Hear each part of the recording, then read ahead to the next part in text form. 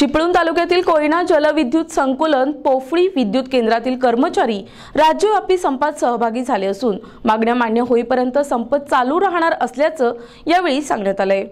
महाराष्ट्र राज्याची भाग्यलक्ष्मी समजला जाणारा कोयना धरण प्रकल्प यातील एक भाग पोफळी विद्युत प्रकल्प यातील कर्मचारी संपावर गेल्याने सामान्य नागरिकांना याचा फटका बसू शकतो। आपल्या प्रलंबित मागण्यांसाठी हा संप पुकारण्यात आल्याचं यावेळी सांगण्यात आलं। तर या संपामध्ये महापारेषण कंपनीत मंजूर पदे कमी न करता भरती करणं, महावितरण आणि महानिर्मिती कंपनीचं खाजगीकरण करण्याचं धोरण थांबवणं, लघु जलविद्युत निर्मिती संचाचे शासनाने अधिग्रहण न करता महानिर्मिती कंपनीच्या अधिकारात कार्यरत ठेवावे, पेन्शन योजना लागू करावी, रिक्त पद तातडीने भरावे यांसह अन्य मागण्यांसाठी हा संप पुकारण्यात आलाय। यामध्ये सर्व कामगार संघटना सहभागी झाल्यात।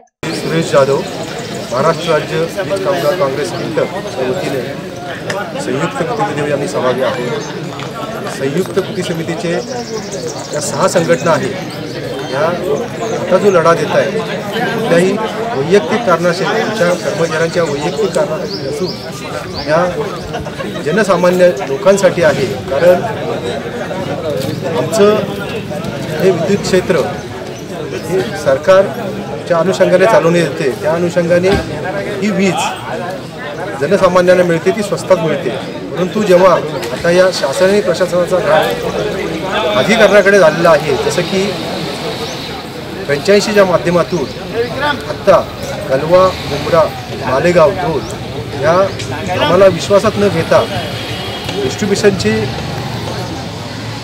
ज्या फायद्यातल्या ज्या आहेत त्या देण्याचा प्रयत्न करण्यात चाललेला आहे। प्रथमतः मॅनेजमेंटने आम्हाला असं सांगितलं की तुमच्याशी चर्चा करून त्या गोष्टी ठरवण्यात येतील, परंतु एकतर्फी जो निर्णय घेतलेला आहे त्याच्यासाठी आम्हाला तीव्र लढा उपस्थित केलेला आहे। त्याचबरोबर ही छोटी छोटी पॉवर स्टेशन आहेत ती खाजगीकरण देण्याचा घाट घातलेला आहे। अशा याचा निषेध करून आम्ही हा लढा तीव्र करतोय आणि ह्याच्यासाठी आम्हाला जे काही प्रयत्न करायचे असतील ते लोकांसाठी आम्ही प्रयत्न करतो। एवढं बोलून माझं सौदागर शिंदे, सहसचिव सबऑर्डिनेट इंजिनियर्स असोसिएशन। मी आजच्या या संयुक्त कृती समितीच्या माध्यमातून सर्व माझ्या सहकारी संघटनांच्या पदाधिकाऱ्यांनी आजच्या या संपाची कारणं जी आहेत ती सांगितलेली आहेत। सर्वसामान्य जनतेला साध्या सोप्या शब्दात सांगायचं म्हटलं तर हे कुठलेही आमचे वैयक्तिक फायद्यासाठी आम्ही करत नसून सर्व जे वीज प्रकल्प आहेत, लघु असतील किंवा थर्मल पॉवर स्टेशन असतील, हे पॉवर स्टेशन हे जनतेचे आहेत आणि हे जनतेचे पॉवर स्टेशन आम्ही जनताच आहे आणि जनतेमार्फत जनतेसाठी आम्हाला जनसेवा करण्यासाठी आम्ही हा संघर्ष उभा केला आहे। आणि हा संघर्ष आम्ही असाच आमच्या मागण्या जोपर्यंत मान्य होत नाहीत तोपर्यंत हा आमचा संघर्ष कायम राहील असं मी संयुक्त कृती समितीच्या वतीनं इथं नमूद करू इच्छितो। मी अभियंता राजाराम शितोळे, माजी उपाध्यक्ष सबऑर्डिनेट इंजिनियर्स असोसिएशन। आम्ही जो कृती समितीतर्फे हा जो संप पुकारलेला आहे त्यात प्रमुख ज्या मागण्या आहेत आमच्या त्या जे लघु जलविद्युत केंद्राचे हस्तांतरण, तसेच 210 मेगावॅटचे वीज निर्मिती संचाच्या बदल्यात नवीन संच आल्याशिवाय ते संच बंद करू नयेत। त्यानंतर जे डिस्ट्रीब्युशनमध्ये जे काही फ्रँचायझी चालू आहे ते फ्रँचायझी रद्द करण्यात यावी। तसेच जे आमच्या कर्मचाऱ्यांच्या दृष्टीने जो जिव्हाळ्याचा असा जो विषय आहे पेन्शन, त्या बाबतीत आमचा हा लढा चालू असून हा असाच तीव्रपणे चालवण्यात येईल। राज्य कार्यकारिणी सदस्य महाराष्ट्र स्टेट इलेक्ट्रिसिटी वर्कर्स फेडरेशनचा आज 7, 8, 9 तारखेला जो आपण तो संप पुकारलेला आहे, हा संप कोणत्याही प्रकारे आमच्या कर्मचाऱ्यांच्या मागण्या नसून हा महाराष्ट्रातील तमाम 12.5 कोटी जनतेसाठी आम्ही हा लढा उभा केलेला आहे। हे राज्य सरकार संपूर्ण खाजगीकरणाच्या माध्यमातून, फ्रँचायझीच्या माध्यमातून सर्व ठिकाणी डिस्ट्रीब्युशन असून पारेषण असू दे या ठिकाणी फ्रँचायझी देऊन खाजगीकरणाचं जाळं अतिशय मोठ्या प्रमाणात विणण्याचं काम करत आहे। त्याचबरोबर आमच्या हायड्रो पॉवर स्टेशन, त्याचबरोबर पॉवर स्टेशनमधील 250 MW मेगावॅटची पॉवर स्टेशन बंद करून त्या जागी नवीन पॉवर स्टेशन करण्याचा संकल्प होता, परंतु ते न करता संपूर्ण 19 ठिकाणी पॉवर स्टेशन बंद करून आज आमच्यासुद्धा जनरेशनमध्ये सुद्धा हे सरकार फसवेगिरीचं तत्त्व करून आम्हाला खाजगीकरणाच्या क्षेत्रामध्ये लोटण्याचं काम करत आहे. मित्रांनो, हा जो संप आहे हा केवळ राज्याच्या जनतेसाठी आम्ही संप करतो. जर हे खाजगीकरण झालं तर आता असणारे विजेचे दर, विजेचे बिल हे प्रमाणापेक्षा भरमसाठ वाढतील आणि ह्याचा त्रास संपूर्ण महाराष्ट्रातील जनतेला होईल.